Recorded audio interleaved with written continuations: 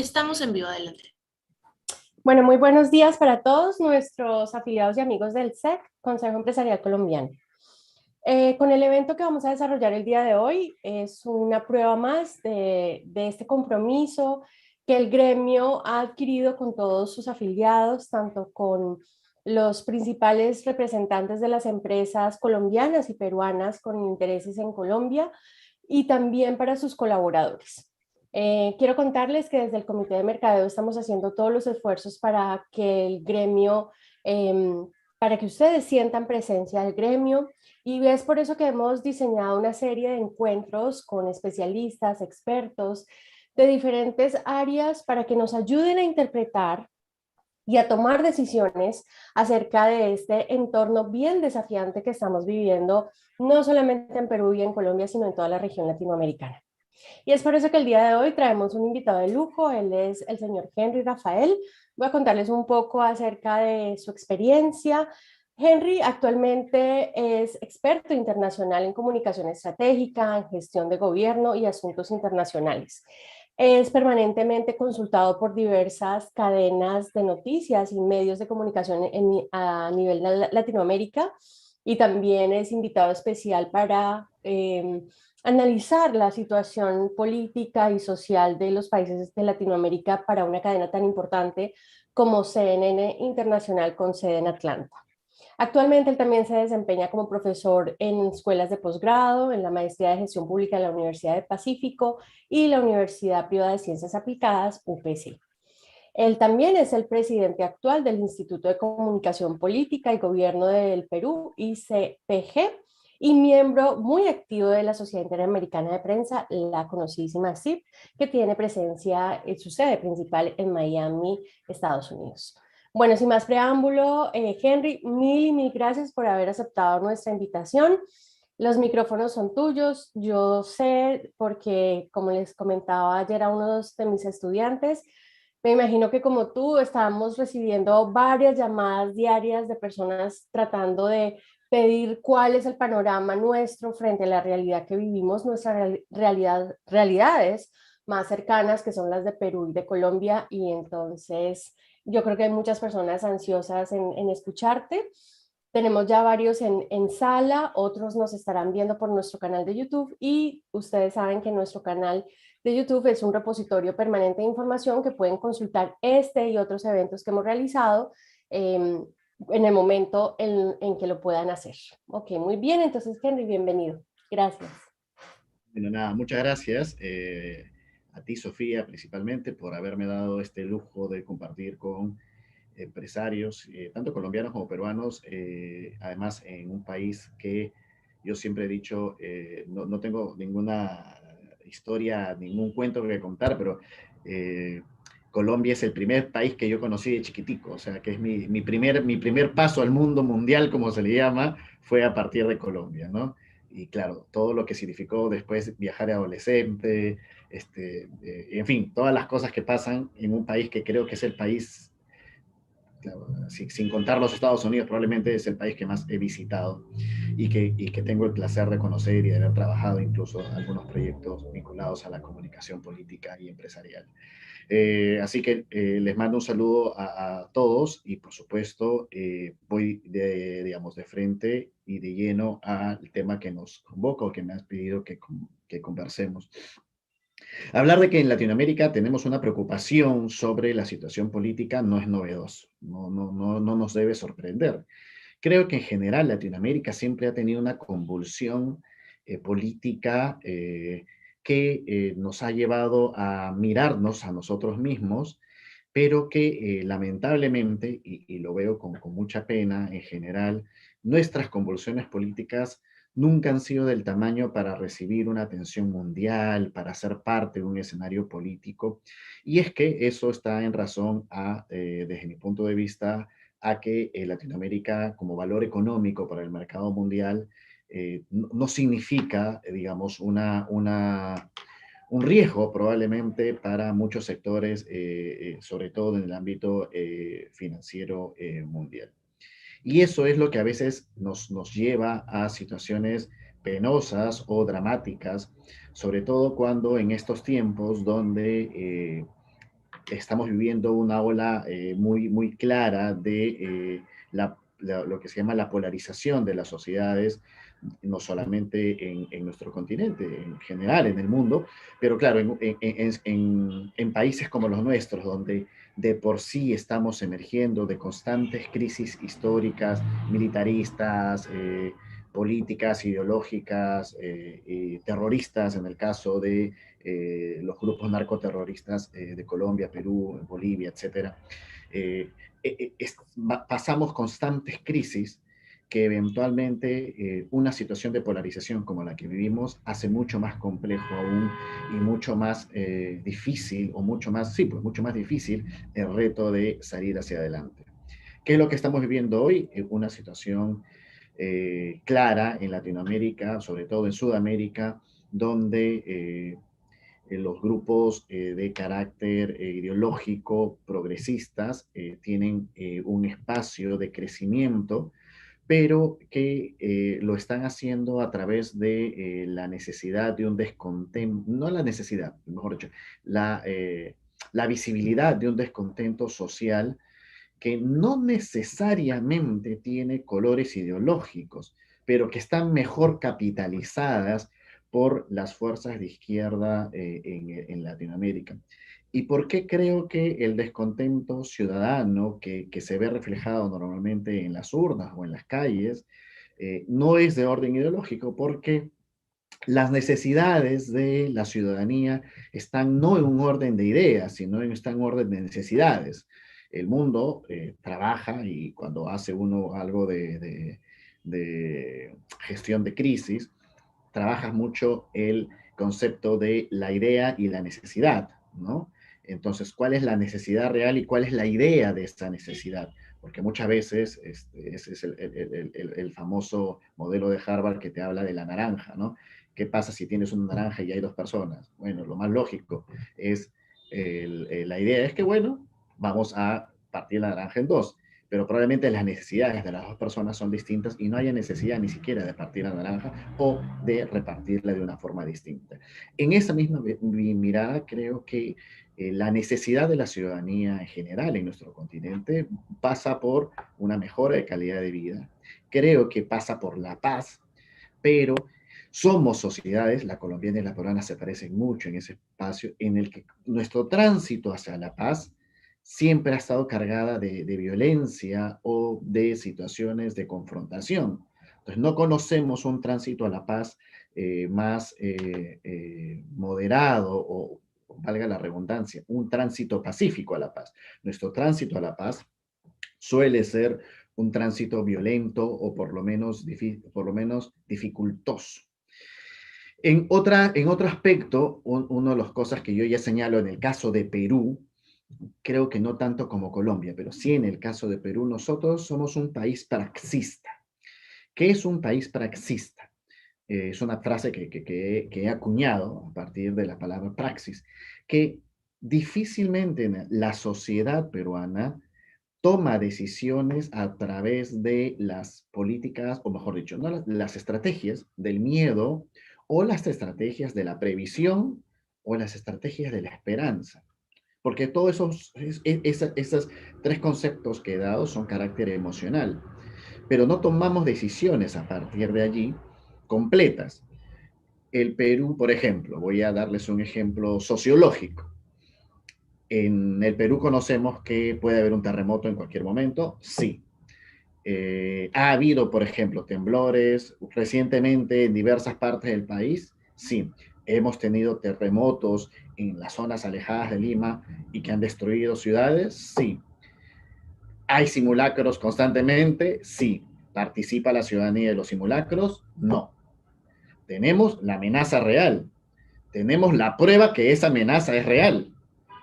La vemos, la miramos, la contemplamos, pero como no nos sucede, no preveemos.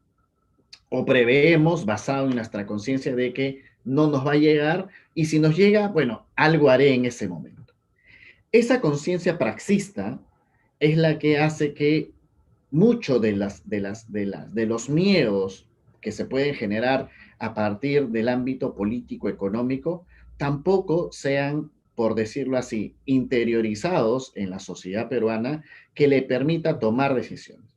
La sociedad peruana, por lo pronto, todavía mantiene emociones basadas en esta polarización llevadas a los antis, ¿no? O sea, tenemos claramente en las últimas elecciones peruanas, por lo menos, un 20% de peruanos, por decirlo así, no es muy, digamos, certero el porcentaje, pero por decirlo así, un 20% de peruanos que votaron abiertamente por un gobierno de carácter socialista, comunista, marxista, como el caso de Perú Libre, y otro 20% de peruanos que votó por un modelo liberal, de derecha y muy marcado. El 40% que queda ha sido repartido entre el antifujimorismo, que votó en contra de Fujimori y solamente en contra de Fujimori, no necesariamente a favor del socialismo y comunismo, y otro sector que votó contra el socialismo y comunismo. ¿Qué pasó entonces? Claro, tenemos un 60% de peruanos, estoy hablando en términos generales, que no ha buscado ninguno de los extremos, pero que somos responsables de estar en los extremos. Y allí la paradoja que todavía nos deja este proceso doloroso que estamos viviendo en el Perú a nivel político y con posibles consecuencias económicas, que es hasta qué punto este 60% de peruanos que no opta por ninguna extrema derecha ni ninguna extrema izquierda, no es capaz de ponerse de acuerdo para poder mirar incluso ejercer el poder que tienen como mayoría ciudadana y como mayoría de pensamiento ideológico, político o como se le quiere llamar, para tomar las riendas del país. Creo que esa gran oportunidad podría estar dándose en estos días en el Perú, pero este ejemplo pasa, a mi manera de ver, similar en otros países, ¿no? En países donde la polarización es alimentada por los extremistas justamente, porque es la única forma donde los medios no tienen capacidad todavía de juntarse y entonces como los medios, que son la mayoría, no tienen todavía la capacidad de ajustarse, porque mucho de su ganancia política, por llamarlo así, está en el enfrentamiento también, caen en el juego y finalmente terminan dándole el balance uno a otro. Algún ejemplo de polarización parecido a esto lo vimos en Bolivia, perdón, en México y en Brasil, ¿no? Una polarización que llevó a López Obrador, ¿no? De la izquierda extrema a México, que después, claro, no ha gobernado necesariamente con esa mirada extremista con la cual llegó a la presidencia, y por el otro lado, Bolsonaro, ¿no? Entonces, ¿qué es lo que tomo ahora a colación? Hace 2 días estuvo, no 2 días estuvo, pero hace unos días estuvo acá el presidente Duque, a quien tengo el gusto de conocer y a quien de verdad le tengo mucho respeto. Y en una entrevista a una colega peruana señaló algo importante, ¿no? Que el valor de la democracia tiene que ver no solamente con la libertad de los pueblos en elegir, sino con la capacidad de los gobernantes de saber escuchar, pero también saber dirigir. Digamos, eso digamos, no necesariamente son sus palabras textuales, pero las contextualizo de esa forma. Porque claro, una cosa es saber elegir, cosa que es bien complejo, sobre todo nuevamente en sociedades polarizadas políticamente, con necesidades claras a raíz de una crisis política y económica gravísima como la que estamos viviendo en la región, en el Perú. Ya no es un secreto señalar que somos el país que peor manejó la pandemia en el manejo económico, sobre todo, no hablaré del sanitario. Y en ese contexto, dirigir un país lleva una responsabilidad. Y creo que eso es parte de las circunstancias con las cuales hoy vivimos. No sabemos probablemente elegir, no porque no sepamos elegir, es porque quienes nos dirigen, ya estoy hablando de la partidocracia y los líderes políticos, tampoco están sabiendo dirigir. Entonces tenemos un problema mixto de saber elegir y saber dirigir. Y en este momento es donde calza, creo yo, las oportunidades. Voy a volver al caso peruano porque finalmente es el caso que creo que nos interesa porque es lógico que si es que el dólar sigue subiendo, si es que la gasolina sigue subiendo, si es que la bolsa de valores sigue trayéndonos indicadores negativos, es claro que vamos a entrar a una crisis macroeconómica y microeconómica y probablemente una crisis que no solamente va a afectar a los ciudadanos de a pie, sino también al sector productivo, empresarial, al sector económico que genera trabajo, que genera rentabilidad y que es el principal promotor de empleo, por lo menos en el Perú. Entonces, ¿qué es lo que creo que puede suceder? Tenemos varios escenarios políticos, ¿no? Desde el más soñador, ¿no? Es que en el Perú el actual gobierno, que está dando muestras claras de improvisación en la gestión, en la dirección de su gobierno, creo que en el Perú, perdón, el gobierno del presidente Castillo, en el mejor de los casos, podría ir reacomodando sus figuras, ir encontrando la necesidad de enmendar los errores en la dirección de sus ministros electos y, sobre todo, en el ámbito económico, abrir, mejor dicho, cerrar la posibilidad a situaciones que sigan enfrentando o sigan generando este nervio político o ese nervio económico, para ser más claro, que está haciendo que los indicadores económicos y financieros no sean favorables para el desarrollo productivo del país. En el mejor de los casos, llegarán al Congreso, se negociará, habrá un voto de confianza y en el camino el Congreso hará el respectivo control político para que en los próximos 6 meses tengamos un gobierno más estable, con cambio de ministros que sean por lo menos no tan radicales, sino que busquen un espacio de diálogo entre las fuerzas políticas y prioricen el desarrollo económico del país. Eso, por ejemplo, eso por supuesto es un escenario soñador, pero no deja de ser un escenario posible porque finalmente depende de una persona. El problema principal es que, nuevamente, saber elegir y saber dirigir. Y en este momento estamos en un problema de saber dirigir. Y no nadie, yo no conozco la verdad y tengo la suerte y la dicha, no sé, pues la bendición de conocer muchas personas en el ámbito político, económico en el país y también en Colombia, por supuesto, pero en el caso del Perú, que conocen al presidente, yo no lo conozco al señor presidente de la República, y, y no encuentro a alguien que me diga con certeza el perfil de la persona que nos dirige, que nos podría llevar a decir, mira, hay este perfil que nos puede dar la señal de que estamos enrumbados o hay la posibilidad de que se dirija al país de la forma como lo plantea el primer escenario soñador al que le llamo. Los otros tres escenarios que tengo, por lo menos de la política peruana, todos son malos, ¿ya? Y eso es lo complejo. Los tres otros escenarios, todos son difíciles, si es que no le queremos poner la palabra malo. El otro escenario es que eventualmente vayamos a una continuidad del gobierno de la forma como está, con ministros muy poco preparados técnicamente, con ministros muy politizados, muy vinculados a grupos de radicalismo de izquierda, de narcotráfico o de terrorismo, porque hay que hablarlo así, y que nos lleve al gabinete, eh, a este juego político que tenga que, dirigir, que decidir el Congreso de la República, que también tienen una decisión para dirigir sus decisiones, y que tengan que darle el voto de confianza a esta figura extraña que existe en nuestra Constitución y que genere una posibilidad a que este gobierno que ha entrado con, digamos, con sus objetivos de cambiar la constitución, de hacer un gobierno, si es que va a ser un gobierno de Perú Libre, un gobierno vinculado a un partido marxista, leninista y mariateguista, como le denomina el presidente de este partido, y entonces que nos lleve a que vayan asentándose mejor. Y es claro de que, viendo los modelos de Bolivia, Nicaragua y Venezuela, mientras el tiempo transcurre, el poder se ejerce y en el momento que el poder se ejerce, normalmente hay muchas fuerzas políticas que comienzan a decaer su espíritu combativo, defensa de valores democráticos o valores del modelo económico de mercado con una mirada social y terminan alimentando este gobierno y finalmente se haga más sólido y se convierta en un gobierno de corte socialista y con una economía, no de economía social de mercado, sino una economía básicamente socialista o comunista.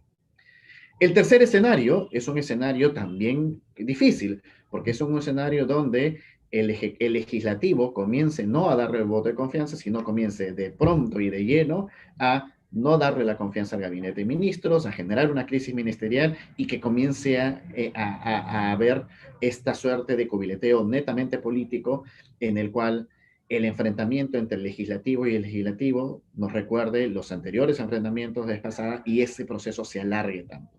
En ese proceso la conflictividad social puede aumentar y eventualmente podría hablarse de un proceso de vacancia presidencial anticipada.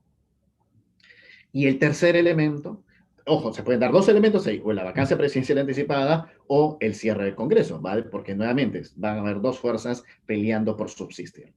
Y el cuarto escenario, que parece el más trágico para mí, es que, y no lo descartaría, es que si bien es cierto, hoy la calle, por lo menos en Lima, ha sido ganada por las fuerzas más de derecha, de extrema derecha, ciertamente la calle al interior del país la tiene el partido del gobierno.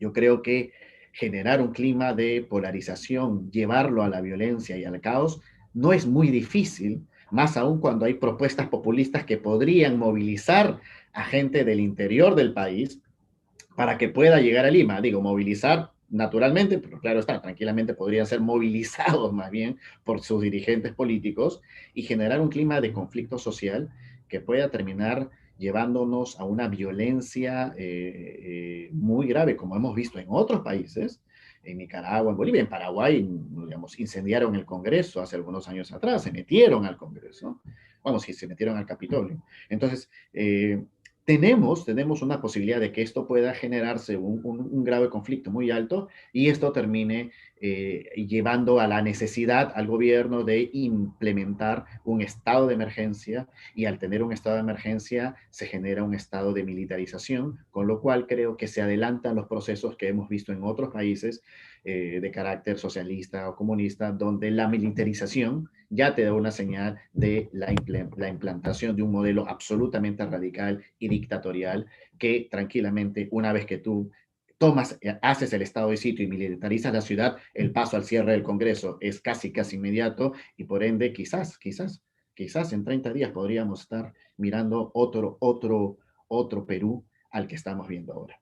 Veo esos cuatro escenarios y de los cuatro escenarios solo hay uno que probablemente nos puede dar cierta tranquilidad política, social y sobre todo económica. ¿Qué es lo que se puede hacer? Me preguntaba ayer una funcionaria pública que creo que es la pregunta que todos nos hacemos. Yo creo que todavía siempre debe haber opción a buscar que las personas tomen decisiones asertivas y acertadas. Y creo que en ese paso diversas instituciones del Perú están, desde congresistas, desde políticos, desde instituciones del Estado, la Contraloría de la República, la Defensoría del Pueblo, están empezando a tomar acciones para tratar que el Ejecutivo enmiende el camino. Ahora, ¿será posible eso? Eso vamos a tener que verlo en los siguientes días. Si eso no se da, viene la discusión abierta de cuál va a ser el camino. El camino será tratar de adecuarse a este nuevo modelo, digamos, socialista o de economía socialista que plantea el gobierno y tratar de seguir desarrollando empresas y tratar de adecuarse, como sucedió en Bolivia. Algunos empresarios se adecuaron a este modelo y siguieron y se quedaron en Bolivia y siguieron desarrollando la cadena productiva allá al modelo, adecuándose al modelo. O si, por lo contrario, habrá que esperar si es que las fuerzas democráticas como lo dije al principio, y con esto ya voy terminando, las fuerzas democráticas que están en el centro, que no son ni de la extrema izquierda para mí, ni la extrema derecha, este centro que creo que es mayoritario, tiene la capacidad de dirigir.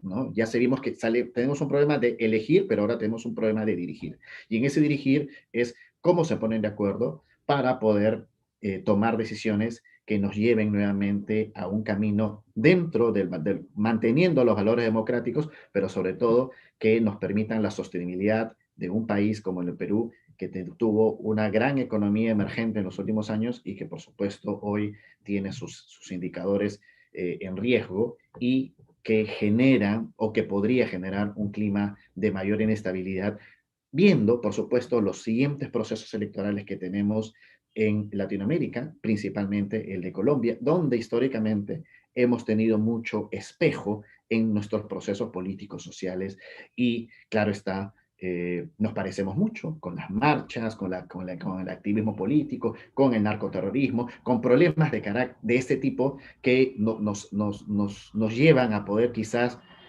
tener reuniones como esta, que la verdad estoy súper fascinado en que nos permita analizar, ya no solamente mirándonos al ombligo, como se dice, no mirándonos a nosotros mismos los peruanos, sino mirándonos en un espectro mucho más grande, como es el caso de mirar por lo menos los componentes que podrían contagiar, por decirlo así, a una sociedad colombiana que siempre ve a los peruanos en una suerte de espejo, ¿no? Eh, Creo que hasta allí puedo terminar y no sé si Sofía, yo quedo a la orden de Sofía, literalmente. Gracias, Henry. Bueno, has planteado cuatro escenarios posibles, factibles, una mirada a futuro cercano. Pero bueno, vamos a hablar de lo que, basándonos en tu experiencia, yo diría hasta en tu olfato, ¿cuál de esos escenarios es más factible que el otro? Te la pongo difícil. La pone difícil porque el escenario que yo creo que puede suceder no se puede decir. Pero danos alguna pista. Yo creo que si en las próximas 2 semanas no se dan señales de apertura, y no digo de apertura con nombramiento de ministros de un solo corte, pero yo personalmente sigo fascinado respecto a un sector de la economía de los empresarios peruanos que creen que la presencia, por ejemplo, vamos a hablar claramente del señor Pedro Franque, le da cierta estabilidad al país. Yo digo, ¿de qué estabilidad económica podemos hablar si es un señor que abiertamente tiene videos grabados pidiendo un cambio de constitución, yendo contra el modelo económico? Y qué de moderado puede tener un señor que cuando fue presidente del Seguro Social en el Perú, accionó medidas de carácter izquierdista radical. ¿Qué de moderado? Yo creo que esto es una fantasía, otra vez más del marketing político puesto en el señor Pedro Franque, pero no en términos efectivos y reales. Entonces, es en esa línea donde yo no siento que haya digamos, una señal en el Ejecutivo de que estos grupos que, digamos, saludan la presencia, por ejemplo, de Aníbal Torres o de la señora Durán en el Ministerio de la Mujer, de la izquierda más cercana a Verónica Mendoza, sean buenas señales. Yo creo que son señales de lo mismo. Las señales que podría ser Castillo es más bien mantener a tecnócratas mucho más del centro, tecnócratas que permitan que la ciudadanía pueda ver, ok, no nos estamos yendo a un gobierno de extrema izquierda. Para mí la presencia de Franque o de Aníbal Torres no garantiza absolutamente nada. Me parece más bien un acto político de desprecio que le hace Vladimir Cerrón a esa izquierda que le tira unas cuantas monedas y se van corriendo a agarrarlas. Pero de que sea un acto de tratar de moderar desde adentro, no lo veo así y creo mucha hipocresía en el empresariado que cree que es así. Eh, Siendo así, creo que la mejor oportunidad que tendría el presidente Castillo es generar un espacio de mejores ministros, pero trayendo mucho más al centro. Este centro que es la mayoría del país y que, insisto, tiene la oportunidad de hacer cambios estructurales en el Perú. Si eso no se da, creo que cualquiera de los tres escenarios políticos que he mencionado son difíciles y cualquiera de ellos puede suceder. Y ahí pasará a estas campanas que están sonando detrás mío, que no sé si las escucha, me harán Sí, recordar sí se escuchan. al mensaje que dice, me harán preguntar por quién doblarán las campanas, al final de cuentas, en nuestro Perú. Em, ¿Tienes la sensación o la intuición de que cualquiera de los escenarios que se construyan va a ser un periodo difícil para el país? No necesariamente. Yo Ujú. creo que, insisto, a ver, voy a llegar al punto que es un artículo que pienso escribir en las próximas horas, así que ustedes lo tienen en calidad de permiso porque lo tengo en la cabeza, pero todavía no lo he escrito. Y lo pienso decir en mi siguiente columna en CNN, que es, cuando hay una oportunidad, es un momento en el cual ambos grupos de esta centro derecha y centro izquierda que pueden dialogar. pero la bandera de la centro-derecha para ganarle espacio a la centro-izquierda ha sido acusarla a la centro-izquierda de comunista y socialista, que no lo son, ¿verdad? No lo son, pero la estrategia ha sido meterlos en el mismo saco porque claramente estos señores se fueron a apoyar al socialismo y comunismo que nos presenta el Partido Peronista. Y esta centro-izquierda, su gran bandera es el antifujimorismo. Creo que si ambos grupos, la centro-derecha y la centro-izquierda, bajan esas banderas antagonistas, y te aceptan unas disculpas públicas, que ya lo hizo por lo menos la centro derecha, el fujimorismo, con respecto a tantas veces le pidieron disculpas al fujimorismo y tantas veces la ha dado, y la centroizquierda creo que en muchos casos ya se está dando, está asumiendo la responsabilidad de haber apoyado, no solamente por el tema del antifujimorismo, a un modelo que claramente es de izquierda radical, que ellos no quieren. Pues, ¿se equivocaron? Sí. ¿Se están disculpando? Sí. Es hora de que aceptemos disculpas y seamos capaces de sentarnos en una mesa y decir, como sucedió hace 20 años, para derrocar a la dictadura de Alberto Fujimori, las fuerzas democráticas de izquierda y de derecha fueron capaces de sentarse, decir, vamos tablas otra vez, levantamos acusaciones y nos vamos a un proceso electoral con una promesa. Dejamos nuestras dos banderas, en este caso tendría que ser, dejamos el antifujimorismo y dejamos la acusación de comunistas a quienes no son comunistas, porque no son comunistas los de centro izquierda, y vamos con otras banderas, vamos con banderas de cada uno de propuestas o de cualquier otro tipo, y vamos otra vez al juego. Si eso se puede dar, creo que sería una oportunidad de oro y muy poco dolorosa. Pero insisto, así como hay una crisis de saber elegir, creo que también tenemos una crisis de saber dirigir. Y este es el que me está preocupando. ¿Por qué consideras que cuando las personas dicen abiertamente yo soy de centro, es como casi peor que decir soy de izquierda y soy de derecha, porque se señala a estas personas de tibios, de faltos de decisión, de que no se comprometen con nada? ¿Por qué la figura de centro, esa posición de centro, hoy en día yo la siento tan despreciada? Nuevamente, porque tenemos una crisis de dirección, porque los líderes de ese centro, que yo no sé dónde distinguirlos, pero quienes dirigen esos partidos o estos grupos que se hacen llamar de centro, han demostrado que terminan siendo apoyadores en el caso, por ejemplo, el partido en la época del Fujimorismo, no era un gobierno de centro-derecha, ni de derecha, era un gobierno populista, básicamente. Entonces, muchos de ese centro trabajaron en el Fujimorismo. Y ahora tenemos mucho de este centro apoyando o que apoyaron una, una ideología de carácter extremista como es la del Perú Libre en el caso del marxismo-leninismo, que es las banderas ideológicas del partido del presidente Castillo.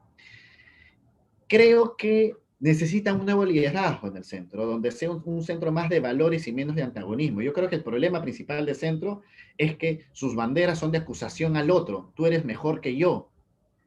Y en esa acusación, el centro no está unificado. El centro está partido entre centro derecha y centro izquierda. Entonces, son como dos, haciendo teoría de conjuntos, son como dos conjuntos donde el sector inclusivo es muy pequeñito y a pesar que son dos conjuntos que son inclusivos, la inclusión es muy chiquitita. Y más bien hay mucho de exclusión en estos dos conjuntos que tranquilamente podrían estar haciendo un mapamundi, por decirlo así, y dejando a los extremos desamparados. Creo que los centros han estado jugando mucho, por eso me he dicho que a la polarización, que ha terminado beneficiando a los dos extremos. Y es por eso que hoy las calles de Lima están ganadas por la extrema derecha, que nunca se había visto eso, ¿no? Y las calles del interior del país están ganadas por la extrema izquierda. En el interior estamos todos los que quedamos. ¿Qué opinas de este concepto? Digamos, para mí fue bastante duro escuchar a un amigo nuestro que tenemos en común en Colombia que dice que este nuevo gobierno es la respuesta al desprecio por muchos años que el sector político y los gobernantes han tenido frente a las provincias, frente a provincias y frente a las personas con mayores necesidades económicas, bajo desarrollo, o sea que es como esto es lo que Perú merece, ¿no? Este gobierno, porque es el resultado de tanta insatisfacción, de rechazo, de desprecio a otras poblaciones que no viven en Lima y a otras comunidades que no son el centro del interés político. Bueno, yo en realidad lo escuché y eh, fue duro escuchar eso, ¿no? Entonces, ¿qué opinas de esto? Bueno, creo que es como todo en la vida, ¿no? Hay una dualidad, el yin y el yang, ¿no? Creo que hay mucha razón, pero hay una parte en la cual discrepo. La parte de razón es que sí creo que habría que ser muy ciego para entender de que el, el interior, no solamente en el Perú, creo que en Latinoamérica en general, en Chile, mira lo que estamos viendo, en Argentina, en el mismo Ecuador, donde la derecha ganó, pero por un margen muy pequeñito, pero que tiene un Congreso muy de izquierda. Eh, Creo que esta mirada de un país que está reclamando desde adentro un cambio estructural y un cambio al modelo es real y, y hay que escucharlos. Es un país que está cansado de gobiernos de saco y corbata que Mm. solamente hablan, dicen, pero que no han llevado desarrollo a sus casas y que te hablan de macroeconomía y de que tenemos indicadores buenos, pero que siguen sin agua, siguen sin luz, que siguen comiendo con $10 al mes, y entonces estoy haciendo una exageración, pero básicamente estoy graficando lo que puede significar el costo de vida y el modo de vida, la calidad de vida. Entonces han encontrado un país discursivo y por eso es que creo que ese resultado al cual hace mención el colega colombiano tiene más bien que ver con el resultado de la primera vuelta, ¿no? Donde claramente teníamos un sector que votó por Perú Libre abiertamente con un voto de protesta radical. Pero en general el voto con el cual gana el señor Pedro Castillo tiene que ver también con este voto de la centroizquierda, que por el antifujimorismo y solo por el antifujimorismo y por el odio al fujimorismo, decidió ver o creer en un acuerdo político con su archienemigo de la izquierda y ha terminado siendo, como yo le digo, expulsado o hasta deshonrado, por decirlo así, humillado por la centroizquierda en la que, perdón, por la izquierda radical con la que creyó o con la que hizo un pacto para ganar elecciones y que abiertamente hoy ese pacto ha quedado deshecho. Entonces, no siento que el 100% de la votación que tuvo Castillo tenga que ver con un país pidiendo un cambio. Creo que sí hay un porcentaje importante y que hay que atender y que si es que por esas cosas mágicas sucede un cambio democrático y emerge un nuevo liderazgo en la derecha y no atiende a ese 20% de peruanos que efectivamente están pidiendo que se pase del discurso al hecho en el cambio de la manera de hacer economía, creo que vamos a, con mucha más razón podríamos tener un gobierno que ya no gane por 50.02%, sino que podría ganar por 70-80% las próximas elecciones regionales y municipales que tenemos el próximo año en el Perú. O sea, las elecciones que el gran reto es el próximo año, no es de acá 5 años, es de acá próximo año. Eh, Insisto, no creo que sea todo el porcentaje de peruanos que haya votado con esa mirada de desprecio hacia Latinoamérica, perdón, hacia la clase gobernante que ha tenido el Perú, sino más bien creo que ha sido un porcentaje al que si no escuchamos más bien y que si no atendemos, podríamos darles la razón a quienes consideran que el Perú necesita un cambio total de constitución, de modelo económico y de todo. Más allá de eso, creo, insisto, voy a insistir en la oportunidad que tiene la centro derecha y la centro izquierda en justamente dejar de jugar para los extremistas. Ujú. Bueno, muy bien. Le doy la bienvenida a Luis Fernando Gómez, nuestro director ejecutivo del Consejo Empresarial Colombiano. Él ha hecho unas preguntas a través del Q&A, del botón de Q&A que invitamos a todos a que a través de ese botón hagan sus preguntas. Luis Fernando, buenos días. A ver si está por acá.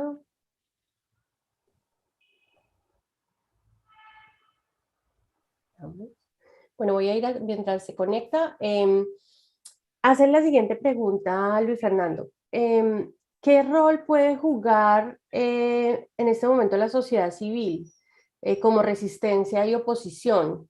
¿Tú cómo ves esto? Ahí dijiste hace Hola, unos buenos días. minutos el tema de la derecha saliendo a las calles. Creo que Luis Fer ya está conectado. Hola, muy buenos días, Sofi. ¿Cómo estás? Buenos días. Luis Fer, buenos días. Henry, muy buenos días. Buenos días, Luis Fernando. Bueno, primero Perdón, que todo, espero tener la muchísimas gracias por aceptar esta invitación del Consejo Empresarial Colombiano y felicitarlos por ese maravilloso análisis que nos hace Henry en este momento tan importante que es el que estamos viviendo en el Perú. Yo, obviamente, como dice Sofi, una de las preguntas que tenemos todos los colombianos es cuál es el rol que juega hoy la resistencia civil. Vimos el domingo pasado una marcha bastante grande en donde se podía observar esta población civil saliendo a las calles. ¿Qué nos espera a nosotros aquí en el Perú y sobre todo aquí en Lima? Como tú dices muy bien, hay dos realidades, ¿no? La de las provincias de la extrema izquierda y la de Lima, que es la extrema derecha. ¿Qué nos puedes decir tú, Henry, sobre esta resistencia civil que estamos viendo ahora? Creo que voy a ser muy concreto. El éxito de una resistencia civil ante una posible amenaza de un modelo comunista o chavista, para decirlo en esos términos, va a depender de la capacidad de liderazgo de la centro izquierda y la centro derecha que pueda aglutinarse en una sola fuerza y que logre que la derecha extrema que ha ganado en las calles se sume o que sea parte de. Si esa unión no se da, recuerden que esa ha sido justamente la estrategia de los gobiernos en Venezuela, para dar un ejemplo claro, ¿no? La gran estrategia de éxito de Venezuela es lograr que la oposición se parta, ¿no? Que se parta entre centro izquierda, centro derecha y derecha extremista, y que nunca lograron unificarse. Si esa unificación no se da en el Perú, creo que esa resistencia también podría ser vapuleada o ganada cuando las fuerzas del interior sean traídas, porque no van a venir por sus propios métodos, pero sean traídas a Lima y una noche amanezcamos con 5.000, 10.000 o 100.000 representantes del interior del país defendiendo a su gobierno y quizás allí estamos más bien más acercándonos a una confrontación que es el cuarto escenario más doloroso que les había señalado, ¿no? Em, ¿Tú ves equiparable y comparable la primera fase de Venezuela con cuando Chávez fue presidente en su primer periodo? ¿Lo ves equiparable a lo que hoy está pasando aquí en Perú? Porque siempre el fantasma Venezuela pareciera el principal argumento de la derecha, pero ¿lo ves equiparable? Cuando Chávez llega al poder en Venezuela, ¿es lo mismo que está pasando acá con Castillo llegando al poder? Y yo veo una mezcla entre lo de Chávez y Evo Morales, la verdad. Veo una suerte de modelo propio, de un modelo nuevo de ensayo, ¿no? En el caso de Evo Morales fue de a poco, sin creciendo, implementando un modelo socialista y, y, y teniendo un mejor alcance con cierto sector del empresariado. Y en el caso de Chávez fue también increciendo, pero con un marcado objetivo. Lo veo más cercano al modelo de Venezuela, porque con la diferencia que aquí parecen están como si estuviesen probando el botón de aceleración. ¿No? Como no, cuando tú estás viendo un video y presionas el forward, ¿sí? Y lo paras. Entonces, yo siento que están como, a ver, ¿qué pasa si le ponemos forward? Y entonces, ok, y están con el botón. Es como si el Perú tuviese están con un videojuego y están, a ver, ¿qué pasa si ponemos el forward? Y lo están parando y dicen, no, no, no, entonces retrocedamos. Y entonces están en ese juego a ver cuál les calza mejor. Ojalá, ojalá que más bien dejen de jugar un poco con el país y intentamos que estamos hablando de ciudadanos que están esperando que sus gobernantes comiencen a gobernar y sobre todo que tenemos una economía que está a gritos pidiendo reactivación y un país que tiene una oportunidad de oro para seguir produciendo no solamente para el Perú, sino para el continente, con el caso de las grandes oportunidades de operaciones económicas y financieras que tenemos entre Perú y Colombia. ¿Qué tan cierto es que esta extrema izquierda, esta izquierda radical, odia o ve como uno de sus principales enemigos a la empresa privada? Eso sí es factible, eso se va a ver en hechos, porque ese es un gran temor, ¿no? Eso, como te decía, las personas que nos consultan en el SEC o que personalmente me llaman a que yo les dé mis opiniones, hay un temor de esa, digamos, rechazo a la inversión privada, al empresariado privado.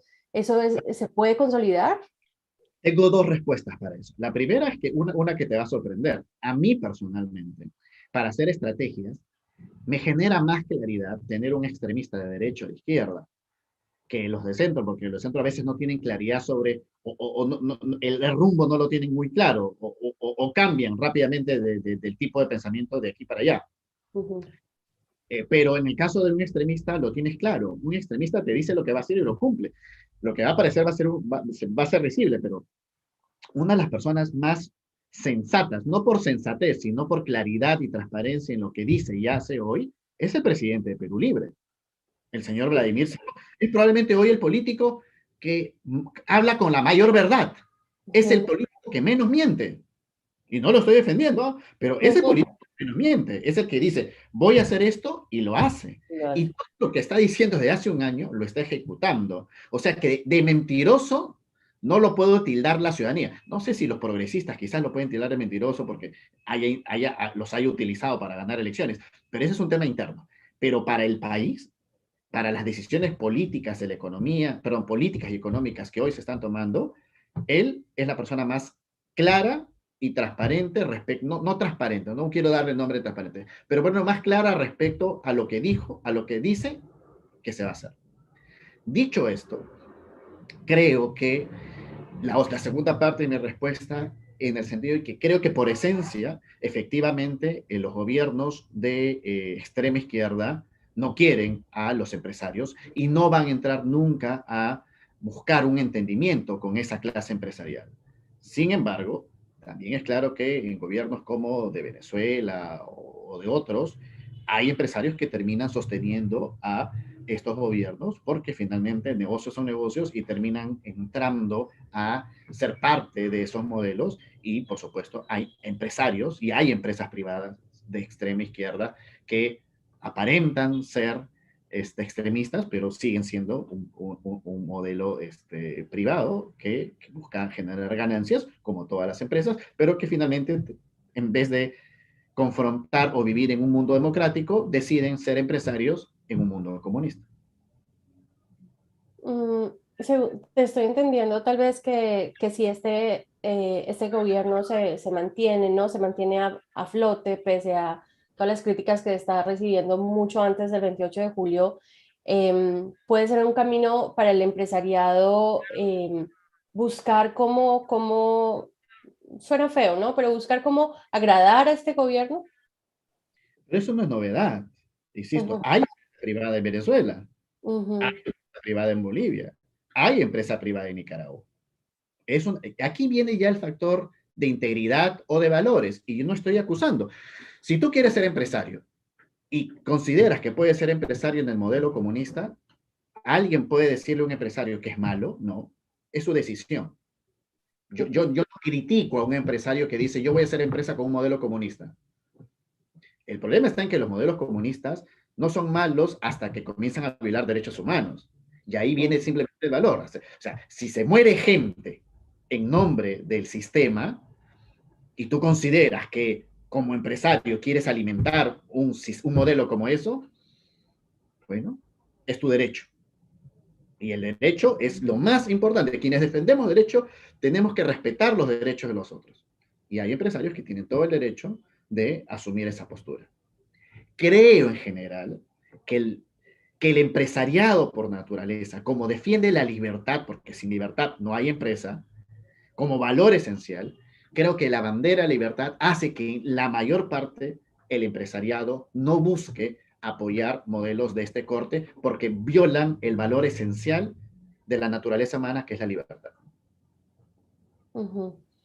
Y pensando en la perennidad de nuestros negocios aquí en Perú y se genere el escenario que, uno de los cuatro escenarios que presentaste, ¿cuáles deberían ser como entonces las nuevas prioridades para los empresarios? Nuevamente en el escenario de que este gobierno se mantenga y se mantenga con la, con, es- con la misma línea que ha mostrado hasta el momento, ¿no? Que es ese ron determinando y tratando desde el día cero hacer realidad este plan de gobierno que presentó Perú Libre como su plan de gobierno oficial. ¿Qué debería ser ahora la prioridad o cuáles deberían ser la prioridad ahora para los empresarios para, digamos, ajustarse a esta posible nueva realidad?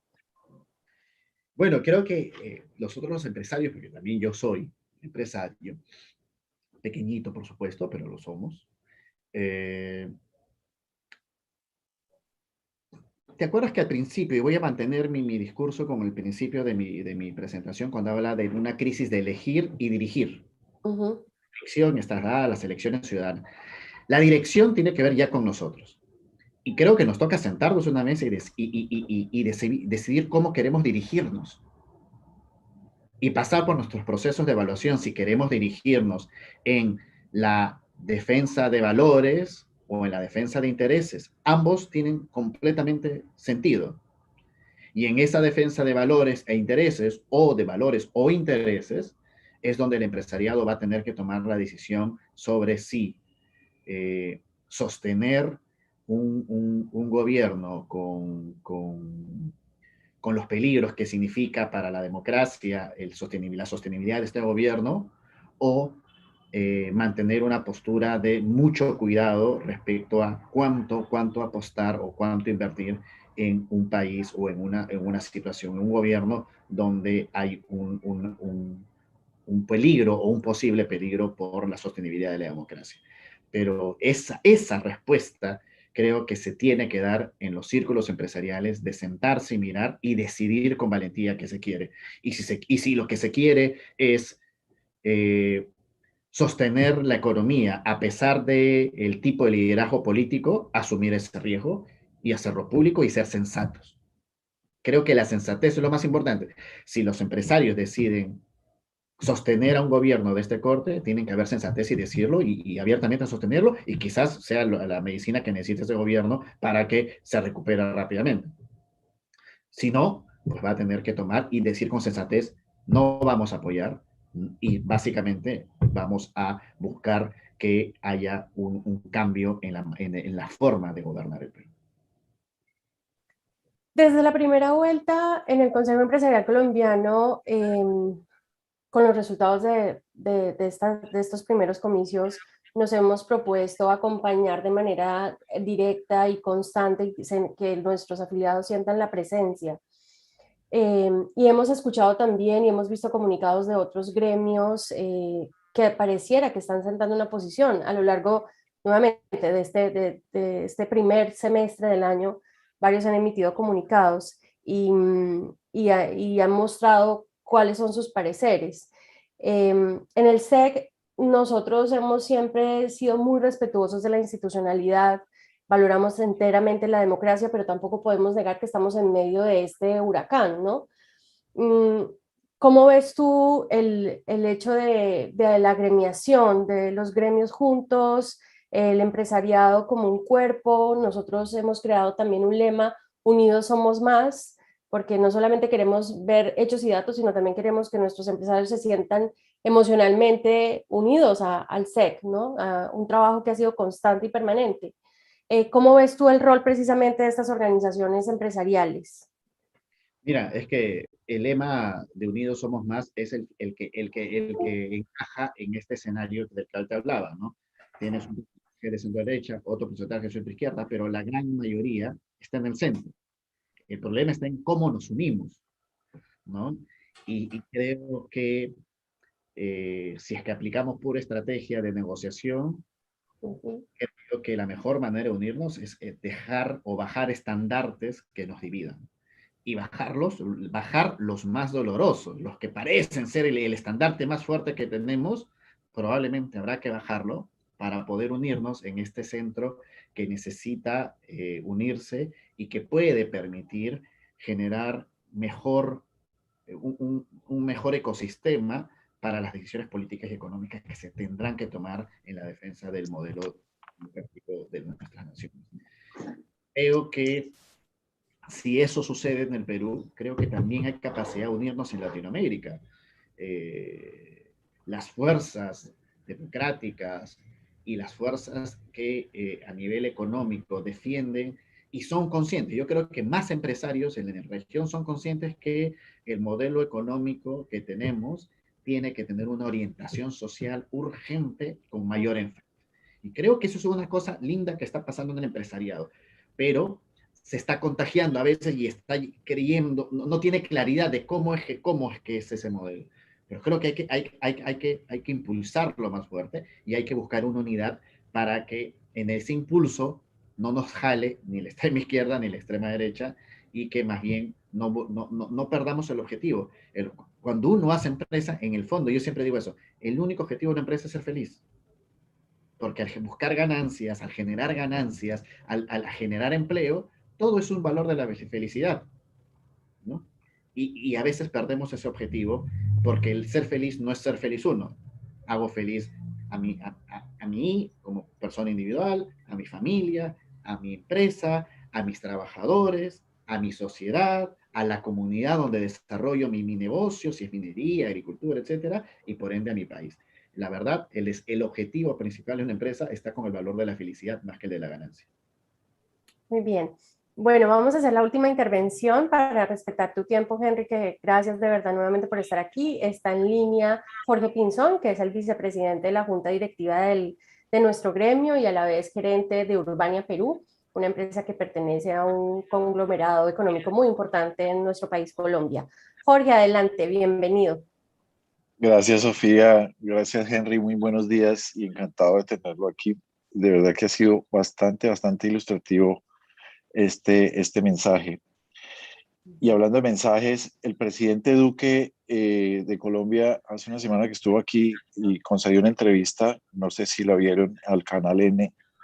Fueron entre 5 o 7 minutos de entrevista, pero tuvo un mensaje bastante claro en el que con esperanza hablaba de fortalecer las relaciones fraternas con el Perú, de fortalecer la economía de mercados, de incentivar incluso la inversión privada y extranjera, y daba un mensaje de que los cambios constitucionales deberían apartarse de ideologías y se puede llegar a ellos a través de consensos, pero de consensos que construya toda la sociedad completa, sin fraccionar, o evitando fraccionar a la misma sociedad.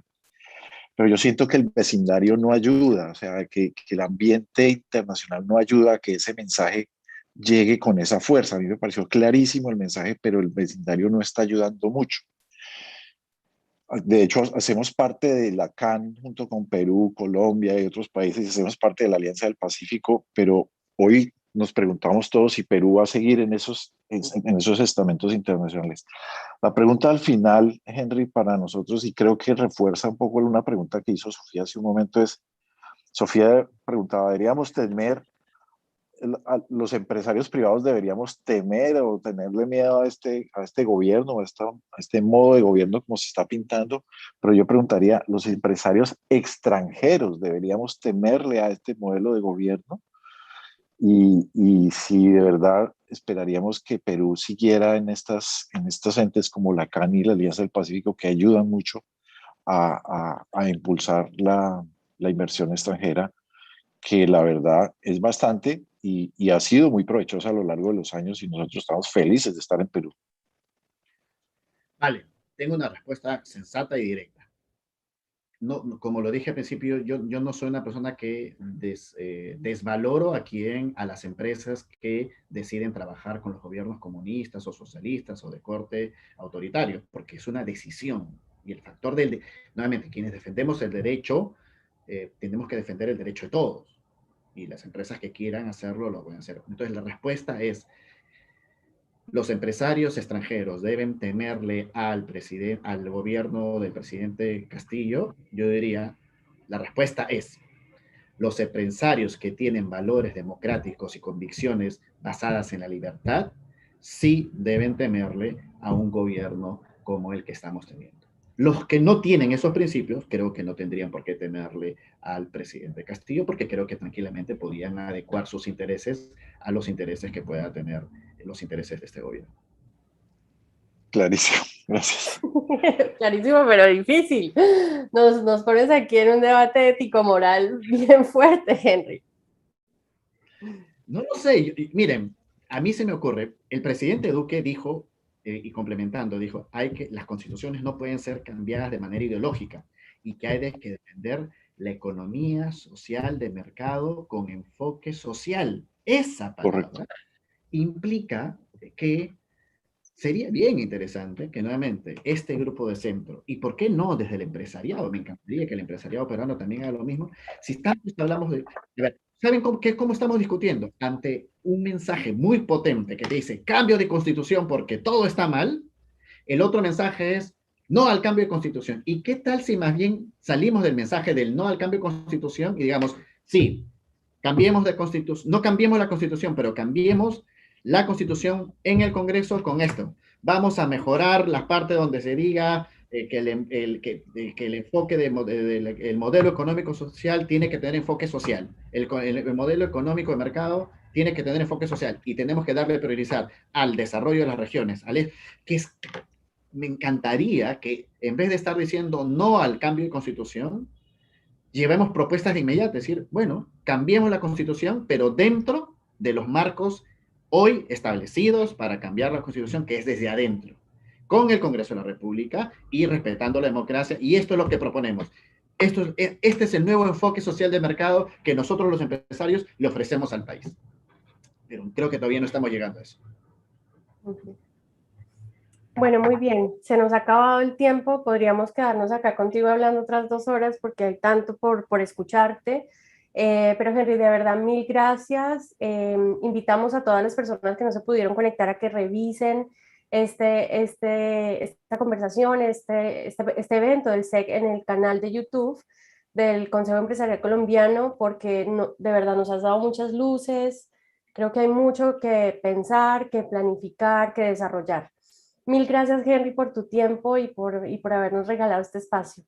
No, yo solamente quiero un minuto para agradecer, y siempre le dicen, Colombia, tierra querida, Colombia, tierra dorada. Yo vivo en el lado de Colombia, es el país que primero visité, al que más visito, y que si quieren llevarme visita, encantado me voy. Soy de los que dice, Colombia, el lugar donde te quieres quedar. Así que les mando un abrazo. Amén, amén. Muchas gracias. Bueno, queridos amigos y afiliados al SEC, esto es todo por hoy. Recuerden conectarse mañana a nuestro evento, la segunda gran sesión de networking que hemos preparado especialmente para ustedes. Esperamos que ya se hayan inscrito y nos vemos. Seguimos trabajando arduamente. Su junta directiva, su comité de mercadeo, por supuesto Luis Fernando Gómez, el director ejecutivo que no descansa. Y estamos aquí para ustedes porque unidos somos más. Muchas gracias.